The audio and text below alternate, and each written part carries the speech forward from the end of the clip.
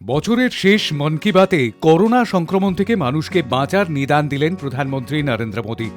পাশাপাশি কালা জ্বরের মতো অভিশপ্ত রোগের হাত থেকে খুব শিগগিরই দেশবাসী মুক্তি পাবে বলেও জানালেন মোদী। মন কি বাতের ৯৯তম পর্বে প্রধানমন্ত্রীর বক্তৃতায় উঠে এসেছে দেশের আর্থিক উন্নতির কথাও। স্বচ্ছ ভারত মিশন দেশকে এক অন্য মাত্রায় নিয়ে গিয়েছে দাবি প্রধানমন্ত্রীর। साथियों, मुझे खुशी है कि स्वच्छ भारत मिशन आज हर भारतीय के मन में रच बस चुका है।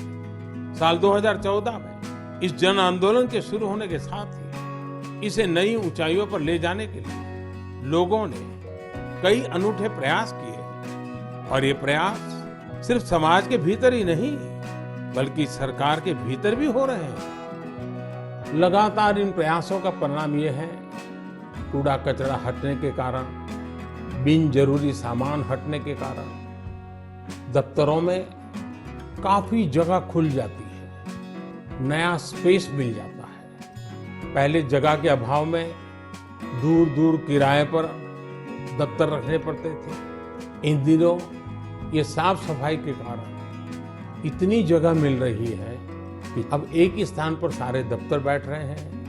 पिछले दिनों सूचना और प्रसारण मंत्रालय ने भी मुंबई में, अहमदाबाद में, कोलकाता में, शिलोंग में, कई शहरों में अपने दफ्तरों में भरपूर प्रयास किया और उसके कारण आज उनको 2-2, 3-3 मंजिलें पूरी तरह नए सिरे से काम में आ सके ऐसी उपलब्ध हो गई।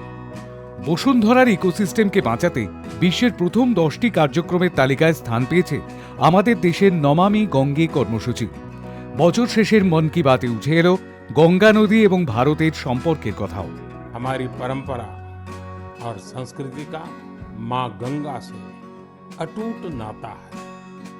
गंगा जल हमारी जीवन धारा का अभिन्न हिस्सा रहा है और हमारे शास्त्रों में भी कहा गया है, नमामि गंगे तव पाद पंकजम सुर असुरई वंदित दिव्य रूपम भुक्तिम च मुक्तिम च ददासि नित्यम भाव अनुसारे सदा नराणाम।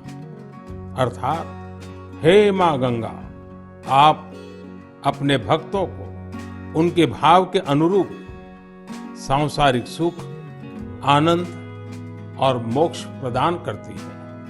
सभी आपके पवित्र चरणों का वंदन करते हैं। मैं भी आपके पवित्र चरणों में अपना प्रणाम अर्पित करता हूं। ऐसे में सदियों से कल कल बहती मां गंगा को स्वच्छ रखना हम सबकी बहुत बड़ी जिम्मेदारी है। इसी उद्देश्य के साथ 8 साल पहले हमने नमामि गंगे अभियान की शुरुआत की थी। हम सभी के लिए गौरव की बात है कि भारत की इस पहल को आज दुनिया भर की सराहना मिल रही है। यूनाइटेड नेशंस ने नमामि गंगे मिशन को इकोसिस्टम को रिस्टोर करने वाली दुनिया के टॉप 10 इनिशिएटिव में शामिल किया। মানব সভ্যতায় যোগব্যায়াম এবং আয়ুর্বেদের উপকারিতার কথাও উঠে এসেছে ৯৯তম মন কি বাতে। এমনকি স্তন ক্যান্সারের মতো জটিল রোগের চিকিৎসাও যোগের মাধ্যমে সম্ভব হয়েছে জানালেন প্রধানমন্ত্রী। सदियों से भारतीय जीवन का हिस्सा रहे योग और आयुर्वेद जैसे हमारे शास्त्रों के सामने एविडेंस बेस्ड रिसर्च की कमी हमेशा हमेशा एक चुनौती रही। परिणाम दिखते हैं लेकिन प्रमाण नहीं होते हैं। लेकिन मुझे खुशी है कि एविडेंस बेस्ड मेडिसिन के युग में अब योग और आयुर्वेद आधुनिक युग की जांच और कसौटियों पर भी खरे उतर रहे हैं। आप सभी ने मुंबई के टाटा मेमोरियल सेंटर के बारे में जरूर सुना होगा।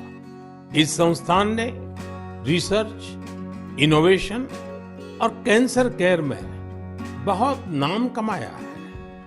इस सेंटर द्वारा की गई एक इंटेंसिव रिसर्च में सामने आया है कि ब्रेस्ट कैंसर के मरीजों के लिए योग बहुत ज्यादा असरकारी है। टाटा मेमोरियल सेंटर ने अपनी रिसर्च के नतीजों को अमेरिका में हुई बहुत ही प्रतिष्ठित बेस्ट कैंसर कॉन्फ्रेंस में प्रस्तुत किया है।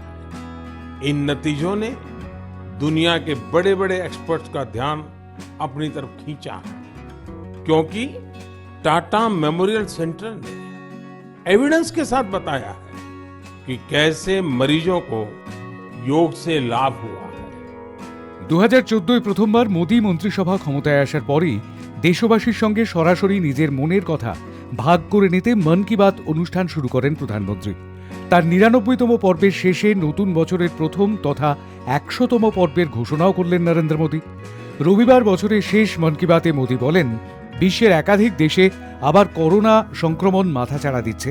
এই প্রেক্ষিতে দেশবাসীকে তার পরামর্শ, মাস্ক পরা, ঘন ঘন হাত ধোয়া এবং শারীরিক দূরত্ব বজায় রাখতে হবে। সেই সঙ্গে তার বার্তা, আরও সতর্ক হতে হবে যাতে করোনার থাবা এড়িয়ে উৎসবে গা ভাসাতে পারেন মানুষ।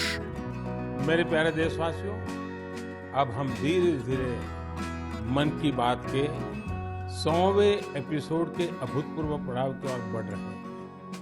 मुझे कई देशवासियों के पत्र मिले हैं जिनमें उन्होंने 100वें एपिसोड के बारे में बड़ी जिज्ञासा प्रकट की है। 100वें एपिसोड में हम क्या बात करें, उसे कैसे खास बनाएं, इसके लिए आप मुझे अपने सुझाव भेजेंगे तो मुझे बहुत अच्छा लगेगा। अगली बार हम वर्ष 2023 में मिलेंगे। मैं आप सभी को वर्ष 2023 की शुभकामनाएं देता हूं।